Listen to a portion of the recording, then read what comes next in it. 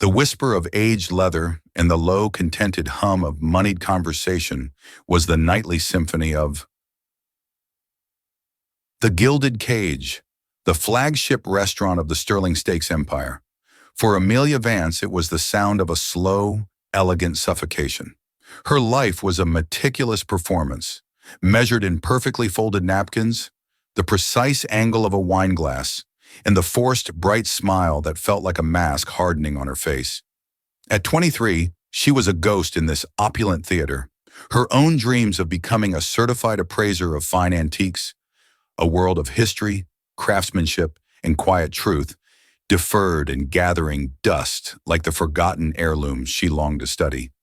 She was just another server, pouring expensive Bordeaux into crystal goblets, utterly oblivious that in a dimly lit alcove booth, a man whose name could destabilize markets was dissecting her every motion. He wasn't merely observing, he was auditing her soul. Julian Croft, the Phantom of Finance, was not here for the dry-aged ribeye. He was here to find the rot in the heart of the Sterling brand, and his cold, analytical judgment was about to collide with her life, not with a sudden explosion of fortune, but with a silent, devastating confrontation that would force her to choose between the safety of her servitude and the dangerous power of her own perception. This is not a story about a lucky break. It is the story of what happens when a lifetime of quiet observation finally finds its voice in a room where everyone else is lying. The Gilded Cage was designed to intimidate. Soaring ceilings, mahogany walls dark as dried blood, and chandeliers that drip crystal light onto tables set with starched linen and heavy silver. For Amelia, it was a beautifully appointed prison. Her real life began after her shift, in the cramped two-bedroom apartment she shared with the lingering scent of her grandmother's lavender sachets. That apartment and the astronomical monthly bill from the Meadowlark Memory Care Facility was the reason she endured the nightly performance. Her grandmother, Clara, was the keeper of her childhood, the one who had first placed a dusty, tarnished locket in her small hands and taught her to see the story within the scratches, to feel the history in the heft of old silver. Clara had taught her to look closer, to find the maker's mark, to understand the difference between true patina and clever forgery. Now, Clara's own memories were tarnished, her mind a beautiful antique slowly succumbing to the decay of Alzheimer's. Meadowlark was the best facility they could afford, but best was a relative term. It was clean but sterile, the staff was overworked, and the cost was a relentless, crushing weight that Amelia bore alone. So she worked. She took every extra shift, memorized the esoteric wine list until the names of French vineyards haunted her sleep, and perfected the art of being present but invisible. The ache in her feet was a constant, a dull metronome counting down the hours until she could collapse. But beneath the polished veneer of the perfect waitress, the appraiser's eye never truly shut down. She noticed things. She saw the subtle fraying on the cuff of a man's supposedly bespoke suit.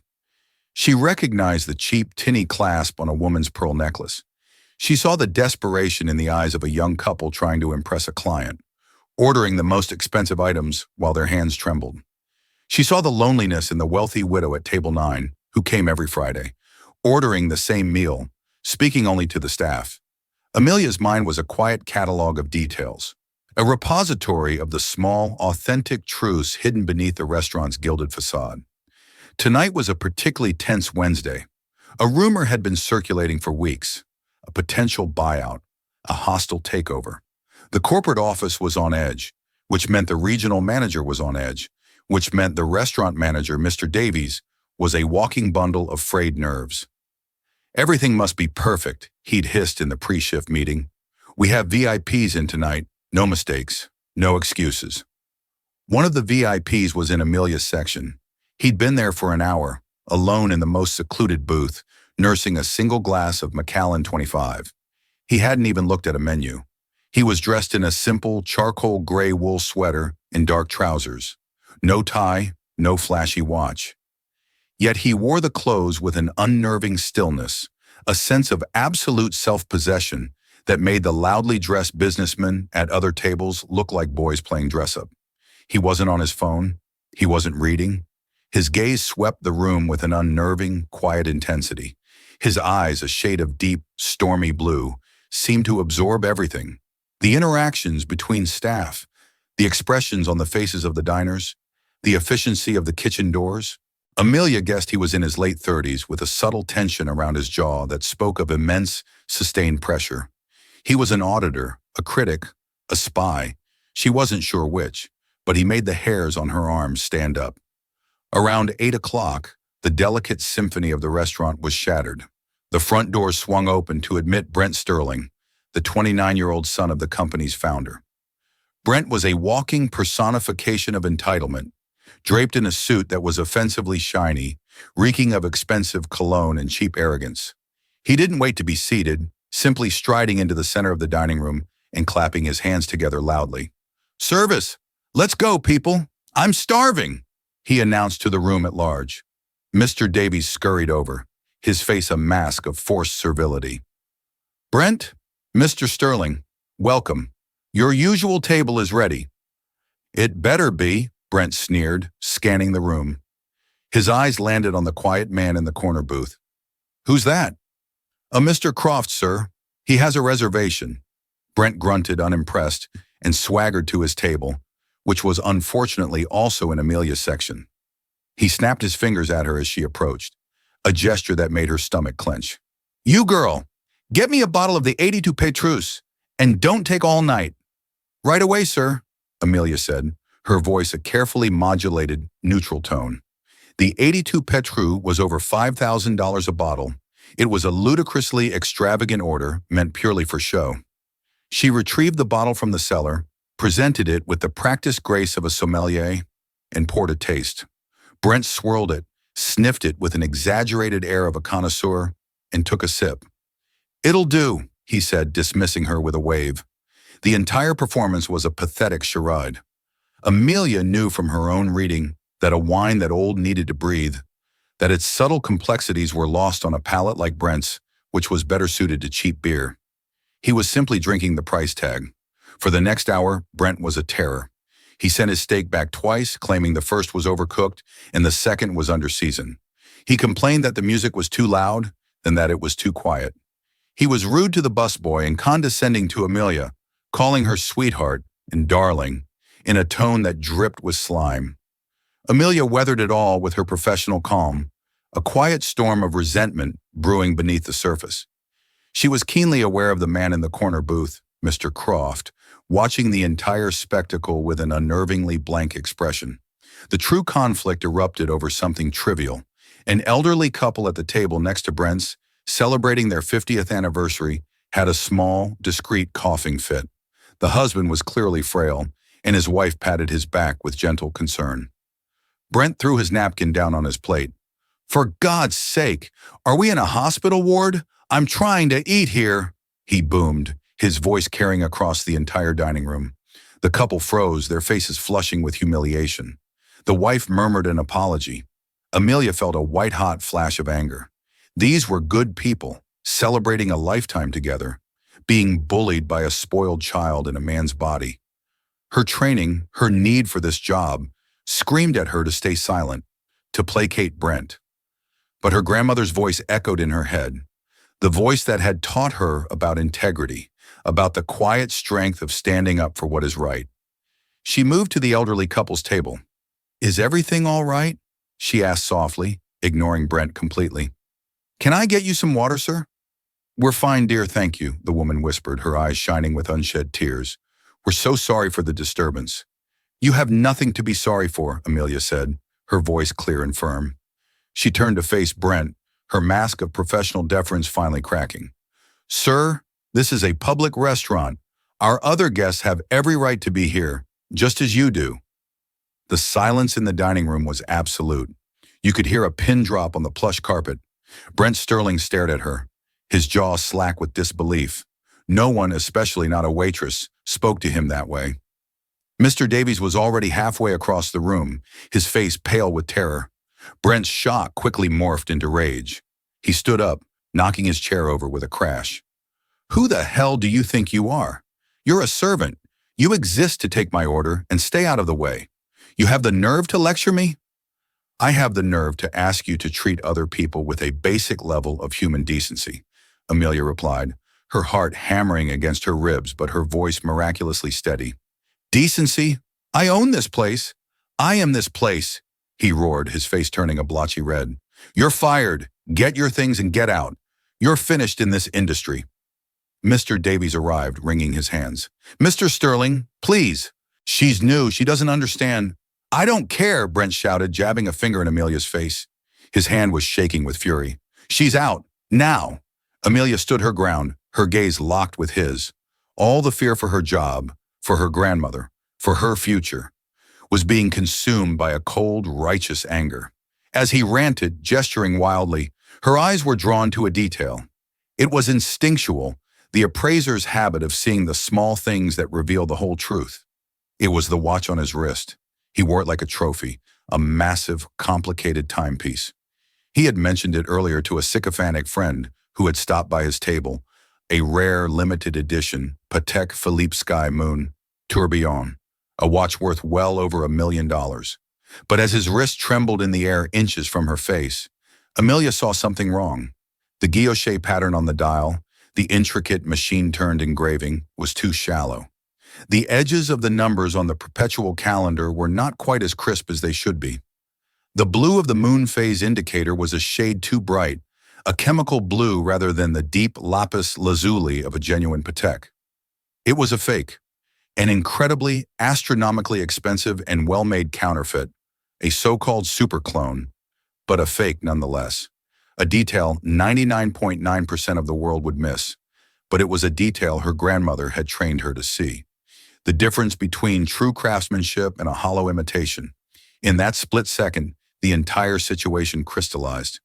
Brent Sterling, the heir to an empire built on the promise of sterling quality, was a fraud.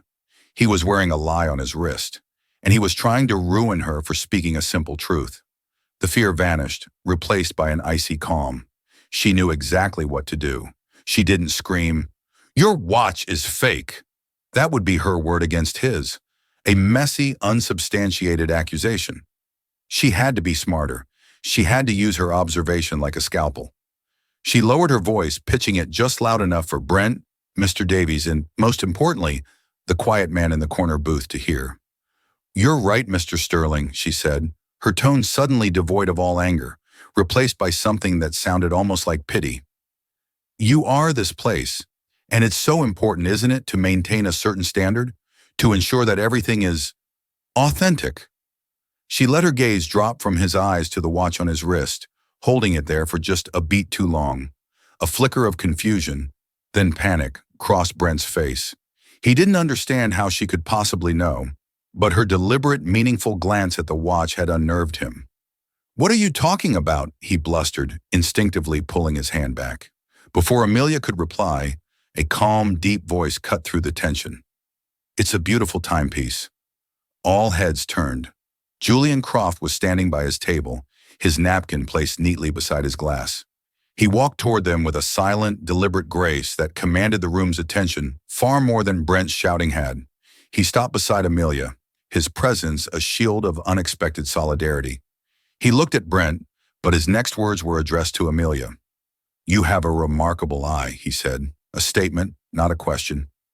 Then he turned his gaze to Brent, his stormy blue eyes now as cold and hard as chips of ice. An incredible piece, the 6002G.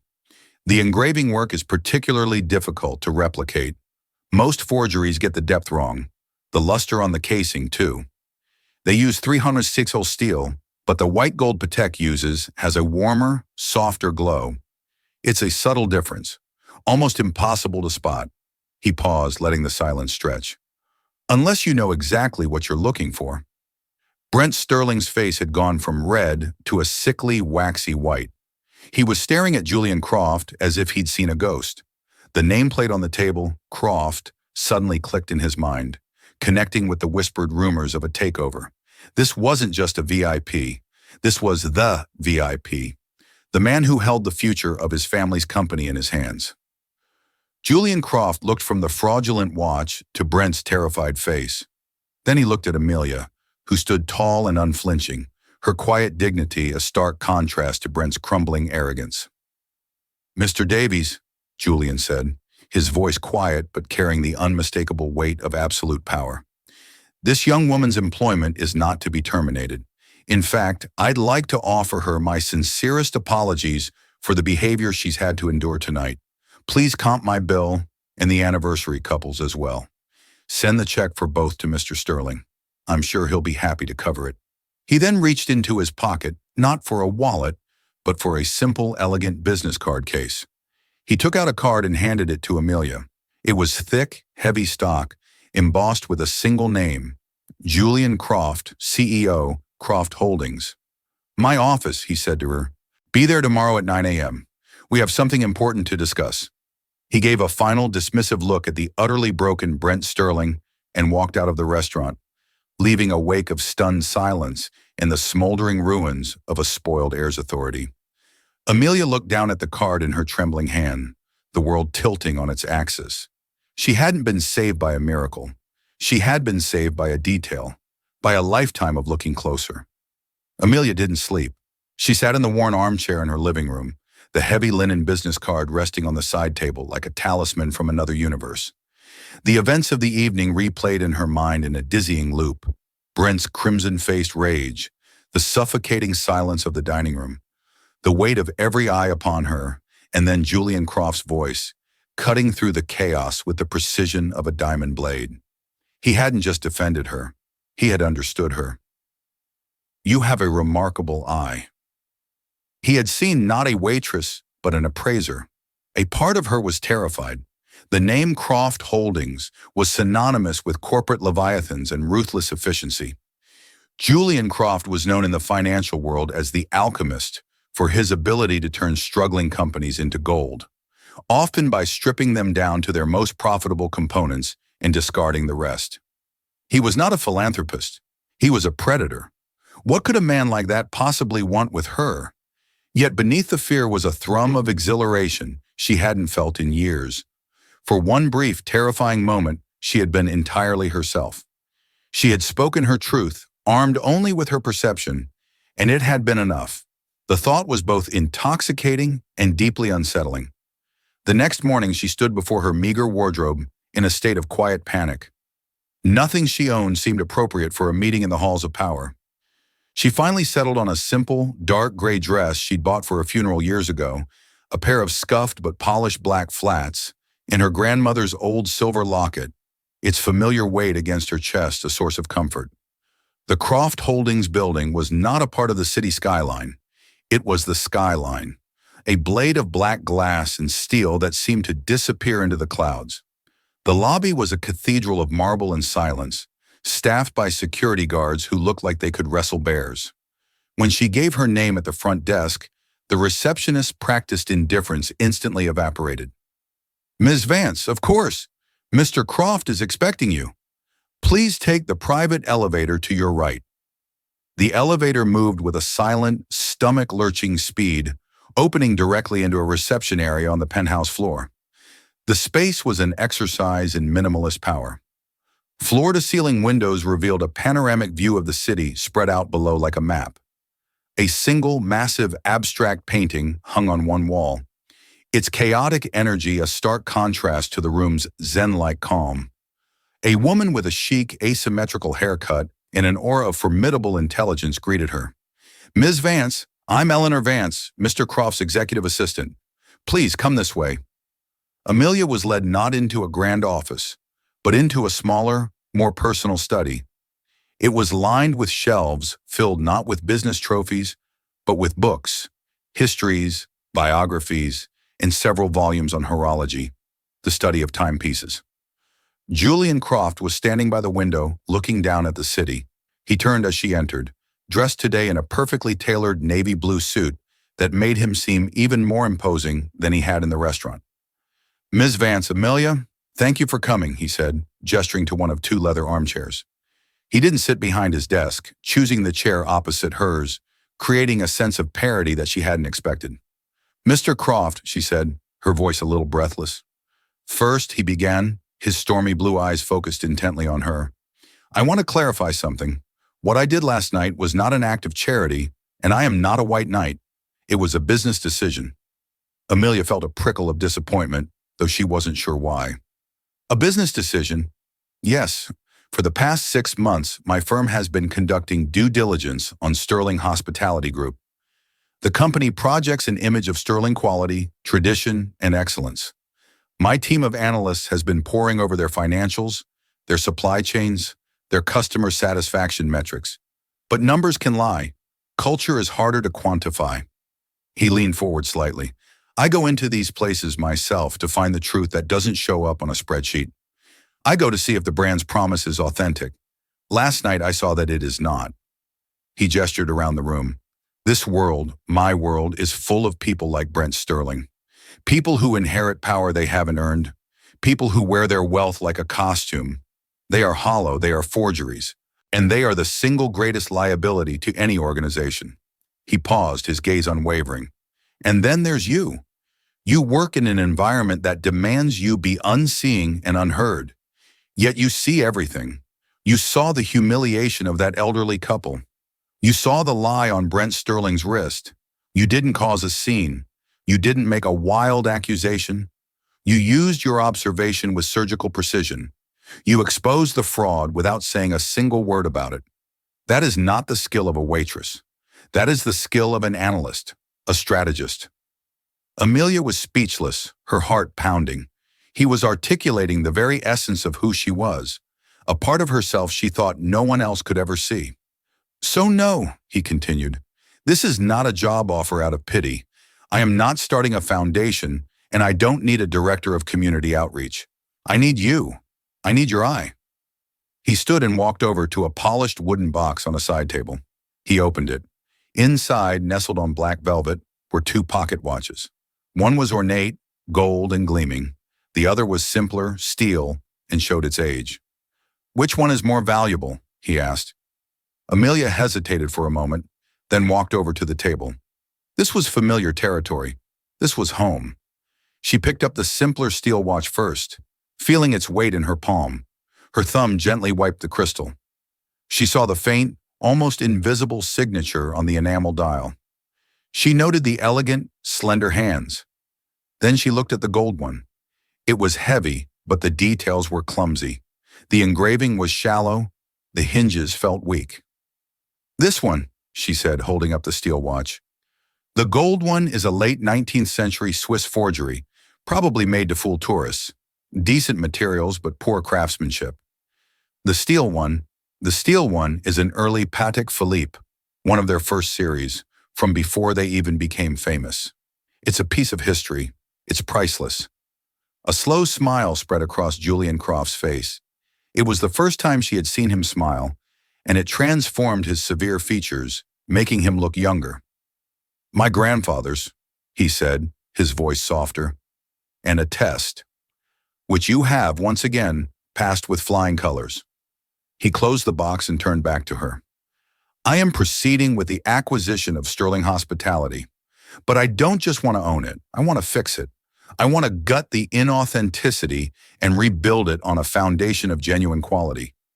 To do that, I need to know where all the other forgeries are hidden, in the management, in the training protocols, in the customer experience. He returned to his chair. I'm offering you a position, Amelia, a 3-month probationary contract as a consultant for Croft Holdings, attached to my personal acquisitions team. Your title will be Brand Integrity Analyst. Your salary will be the annualized equivalent of $200,000. Your sole responsibility will be to move through the Sterling Group's assets, restaurants, hotels, supply chains, and observe. You will report your findings, the details that no one else sees, directly to me. At the end of 3 months, if your insights are as valuable as I believe they are, the position will be made permanent with a significant increase in salary and responsibility. Amelia's mind reeled. $200,000, brand integrity analyst. It sounded like something from a movie. It was an escape, a lifeline, a future she had never dared to imagine.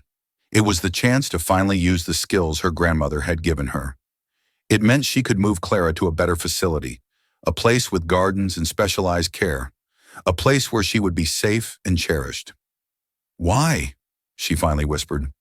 You have teams of Ivy League analysts. Why take a chance on a waitress? Julian Croft looked out the window for a long moment before answering. Because my entire empire was built on a single principle my grandfather taught me. You can't tell the value of an object just by looking at the price tag. You have to look closer. You have to understand its story, its craftsmanship, its soul. The Ivy League analysts can read a balance sheet. They can't read a room. They can't spot a fake Patek Philippe across a crowded restaurant. You can. Your perspective isn't a liability, Amelia. It's your greatest asset. The only question is, are you willing to bet on it? The offer hung in the air, shimmering with terrifying, beautiful possibility. It wasn't a handout. It was a challenge. A seat at a table she had never even known existed. And in the quiet of that powerful room, looking at the man who had seen the truth in her, Amelia Vance made her choice. Yes, she said, her voice clear and strong. Yes, I am. The first month was a baptism by fire. Amelia was given a corporate credit card, a laptop thicker than any book she'd ever owned, and an office on the 75th floor that felt as vast and empty as a hangar. The transition from the familiar chaos of a restaurant floor to the hushed, sterile corridors of Croft Holdings was a profound culture shock. The language was different, a dizzying alphabet soup of KPIs, QBRs, and synergizing deliverables. The people were different, polished, ambitious, and deeply suspicious of the former waitress who had appeared out of nowhere and now had a direct line to Julian Croft himself. The undisputed queen of this new ecosystem was a woman named Cassandra Thorne, the head of the acquisitions team. She was sharp, impeccably dressed, and viewed Amelia's appointment as a personal affront, a whimsical indulgence by a boss she otherwise revered. Cassandra didn't resort to overt sabotage. Her methods were far more insidious. She buried Amelia in mountains of irrelevant data, spreadsheets on napkin procurement, utility cost analyses for Midwestern hotels, while forgetting to CC her on email chains that contained the strategic marrow of the acquisition. Meetings were scheduled and rescheduled, with a breathless digital apology arriving in Amelia's inbox moments after they had concluded. "Just getting you up to speed on the fundamentals, Amelia," Cassandra would say, her smile as bright and cold as the recessed lighting in the corridors. "We wouldn't want you to feel overwhelmed." The message, wrapped in the silken ribbon of corporate concern, was a blade. "You are an anomaly, a curiosity. You do not belong here. Go back to pouring wine." For the first 2 weeks, Amelia was not just drowning. She was adrift in a cold, silent ocean. The self-doubt, once a quiet whisper, became a vicious, roaring tide in her mind. Imposter, fraud, charity case. She would sit in her cavernous office, the city sprawling beneath her window like a silent, judgmental god, and stare at pivot tables until the numbers swam into meaningless hieroglyphs. The chair she sat in cost more than her rent. The pen on her desk could have paid for a month of her grandmother's medication. The guilt was a physical weight, pressing down on her chest, making it hard to breathe the rarefied, climate-controlled air.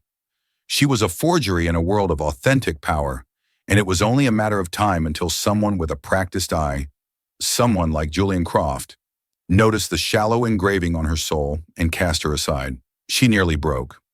One Thursday evening, after a particularly brutal meeting where Cassandra had politely but systematically dismantled a preliminary observation Amelia had made, she drove not to her own small apartment, but to Meadowlark. The smell of antiseptic and overcooked broccoli hit her the moment the door slid open.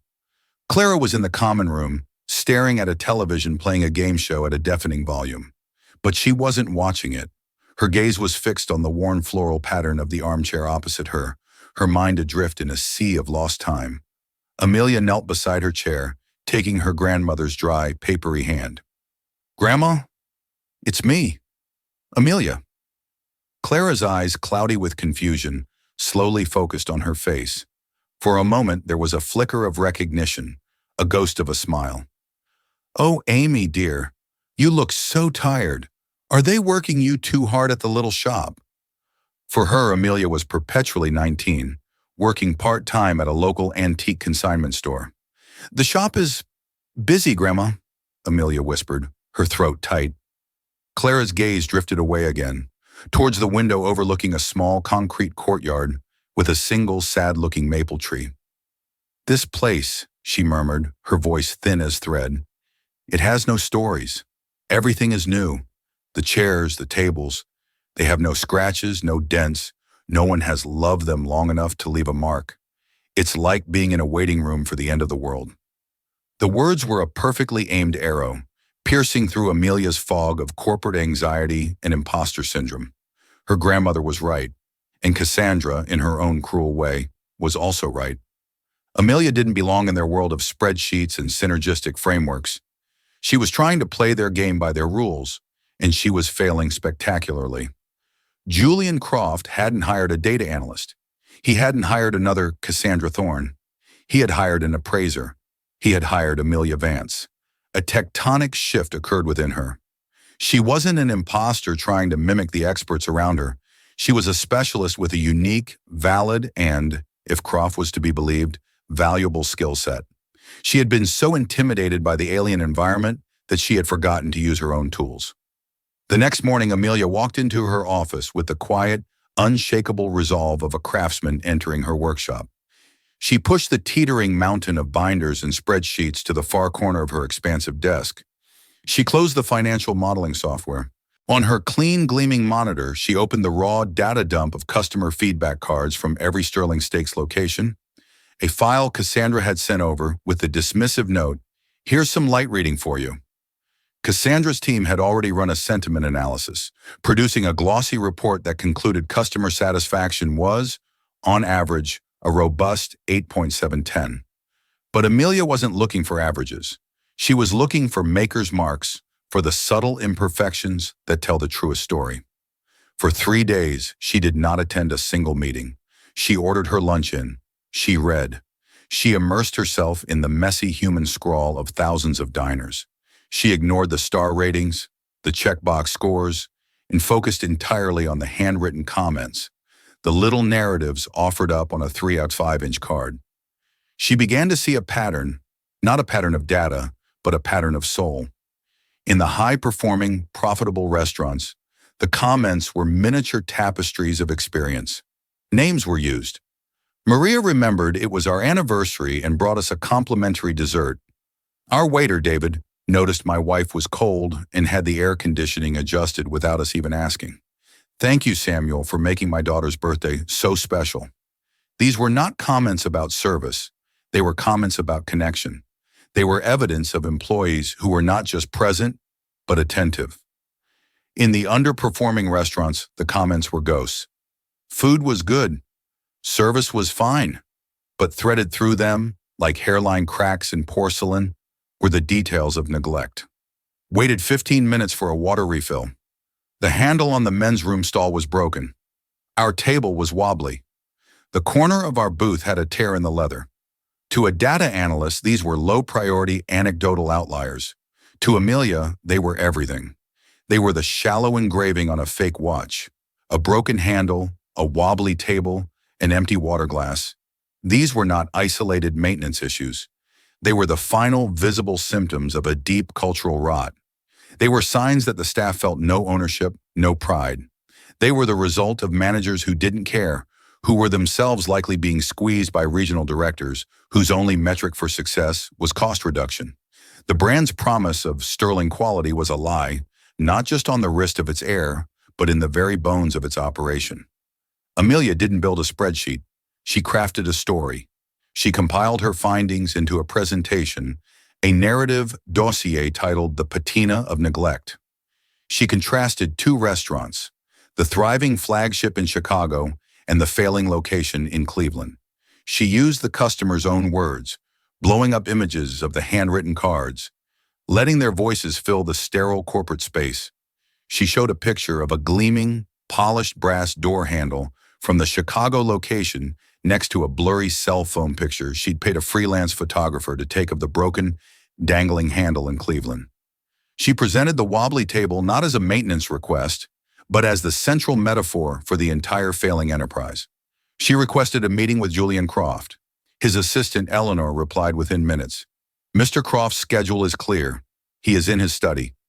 Amelia deliberately did not invite Cassandra.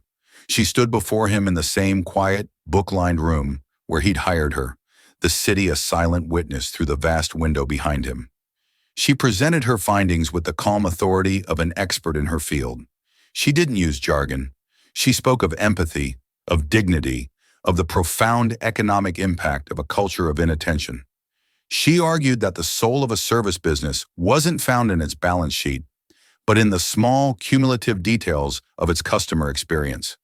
When she finished, the silence in the room was profound. Julian had not moved, his hands steepled before him, his stormy eyes fixed on her. The silence stretched, and for a terrifying moment, Amelia thought she had failed, that she had fundamentally misunderstood her mandate. "The wobbly table," he said finally, his voice a low rumble. He leaned back in his chair, his gaze distant. "My acquisitions team, headed by Cassandra, presented me with a 50-page report on the failing Cleveland restaurant.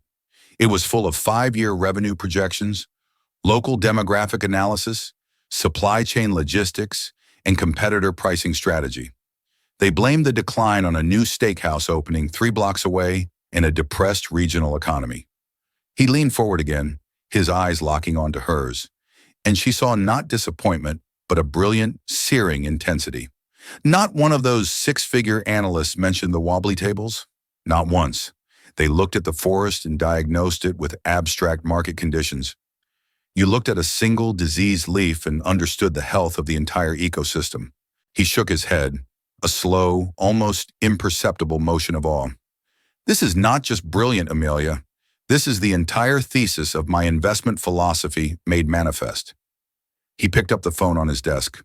"Eleanor, cancel my 3 o'clock and get Cassandra Thorne in my study, now." Cassandra entered 5 minutes later, her poise perfect, her expression a carefully curated mask of neutral curiosity. The mask faltered when she saw Amelia standing not like a student before the headmaster, but like an equal. "Amelia has just identified with forensic precision the core issue plaguing half of our new assets," Julian said, his voice flat and cold, devoid of preamble. "An issue your entire team of highly compensated analysts missed. She did this by ignoring the mountains of irrelevant data you provided and doing the job I actually hired her for." He let the words hang in the air, each one a hammer blow. Effective immediately, Amelia Vance is no longer a consultant. She is the Director of Brand Integrity for the Sterling acquisition. All department reports related to customer and employee experience, operational standards, and in-store design will go through her. She is to be granted full autonomy to implement the changes she deems necessary. Her recommendations will be treated as my direct orders. Are we clear? The color drained from Cassandra's face, leaving behind a waxy, brittle shell. In the brutal, meritocratic ecosystem of Croft Holdings, this was not just a dressing down, it was a public execution. She looked at Amelia, and for the first time, her expression was not one of condescension or pity, but a volatile cocktail of shock, resentment, and a grudging, infuriated awe. "Yes, Mr. Croft," she said, her voice a tight, clipped whisper. "Perfectly clear." The victory was terrifying, absolute, and profoundly lonely. That evening, as Cassandra and her team filed silently out of the office, their averted gazes were like small, sharp stones. Amelia hadn't just survived. She had triumphed, not by conforming, but by being resolutely, uniquely herself. The path forward was treacherous, and she knew she had made a powerful, patient enemy. But as she stood alone in the quiet study, the city lights beginning to glitter below, she felt the foundation of her own worth solidify beneath her feet. She wasn't an imposter anymore. She was the director. 2 years passed, not in a blur, but as a series of deliberate, hard-won battles and quiet, transformative victories. The title on Amelia's office door now read, Vice President, Experience and Quality. The Sterling Hospitality Group had been remade in the image of her philosophy.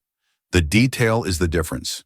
The wobbly tables were the first to go, followed by a company-wide audit of every physical detail, from the weight of the silverware to the scent in the restrooms.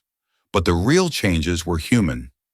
Amelia championed a program that gave every restaurant manager a dignity budget, a discretionary fund to fix small problems and create moments of delight for customers without corporate approval.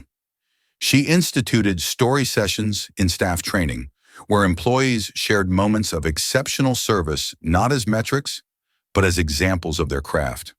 She fought for and won a comprehensive benefits package and a crisis fund for hourly employees, arguing to a skeptical board that a company's soul is only as healthy as its most vulnerable worker. Profits soared, but more importantly to Amelia, staff turnover plummeted. The hollow, fraudulent culture had been replaced, piece by piece, with one of genuine care.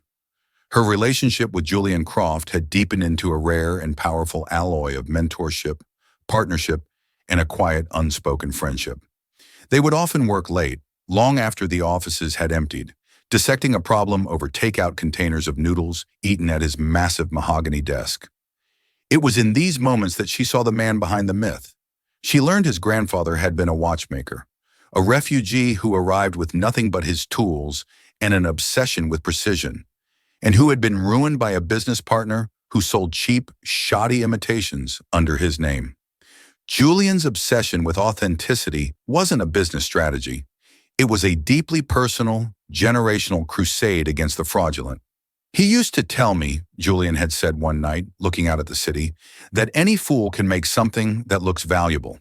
The genius is in making something that feels valuable. That integrity, it's in the weight, the balance, the things you can't see but you can feel. You, Amelia, you can feel it. In that moment, she understood that he hadn't just hired an employee. He had found a philosophical heir. Her life outside the glass tower had been reborn. Clara now lived at the Amberwood residence, a place so beautiful it hurt Amelia's heart with gratitude. It was built around a restored 19th century manor, with acres of manicured gardens and walking paths. Clara had her own suite, filled with her favorite books and a small workbench, where, on lucid days, an art therapist helped her polish old pieces of silver. The disease was a relentless tide, pulling more of her away each day, but her terror was gone.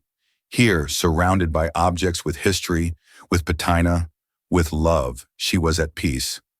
Amelia had not cured her, but she had given her a beautiful final chapter. One rainy Wednesday evening, driving home from a late flight, Amelia found herself on a familiar street. On an impulse born of nostalgia and a need to touch the beginning, she pulled her sleek, dark blue sedan to the curb. She got out and walked towards the warm, golden glow of the gilded cage. It was the same, yet entirely different. The opulent decor remained, but the oppressive, intimidating silence was gone, replaced by the warm, contented hum of people truly enjoying themselves. The manager, a woman Amelia had personally promoted from a server position in another city, greeted her with a warm, genuine smile. Amelia took a small table in the corner, the very booth where Julian Croft had sat and changed her life. She watched the staff. They moved with a fluid, confident grace. They anticipated needs. They smiled not because a training manual told them to, but because they seemed to take a quiet pride in their work. She saw the manager discreetly adjust the tie of a young busboy, giving him a quiet word of encouragement. She saw details, thousands of them, all aligned to create an authentic whole. Her server was a young woman, perhaps 20, her name tag reading Chloe. She was professional, efficient, but Amelia's practiced eye saw more. She saw the subtle tension in the young woman's jaw, the almost imperceptible tremor in her hand as she poured water, the faint shadow of exhaustion under her eyes. She saw the soles of her shoes, professionally polished but worn thin at the heel. She saw the quiet, focused way Chloe scanned her tables, an innate observational skill that was not yet conscious of its own power. Amelia saw herself, a ghost from a not-so-distant past. When the bill for her small salad and iced tea came, Amelia placed her corporate card on the tray. When Chloe returned, Amelia signed the slip. She wrote in a tip, not an ostentatious, life-altering sum that might frighten or confuse, but a generous one, $500. Enough to fix a car, to pay a pressing bill, to offer a moment of profound relief. But the money was the least of the gift. On the back of the customer copy of the receipt, she took the heavy, expensive pen from her purse and wrote a short note. Chloe, I see the way you watch your tables. You notice the small things, the empty water glass, the shifting posture of a guest. That is not just service. It is a rare and valuable form of perception. Never doubt it. It is not your job. It is your gift. The details are your power. Keep looking closer. She slid the receipt back into the folder, placed it at the edge of the table, and left, walking out into the rain-slicked night without a backward glance. She didn't need to see the young woman's reaction. The gesture wasn't for her own gratification. It was the planting of a seed, a quiet act of passing on the legacy. As Amelia drove away, the city lights fracturing into a kaleidoscope of color through the rain on her windshield, she felt a profound and settled peace. Julian Croft had not been her savior. He had been a catalyst, the force that applied pressure to the carbon of her life. But the diamond that emerged was of her own making, forged by her grandmother's lessons and her own courage. Her life had been transformed not by a billionaire's whim, but by the quiet, revolutionary power of her own discerning eye. And she had come to understand the most elegant truth of all, that the greatest value is not in appraising the world, but in seeing its hidden worth and having the power to polish it, to restore it, and to finally truly let it shine.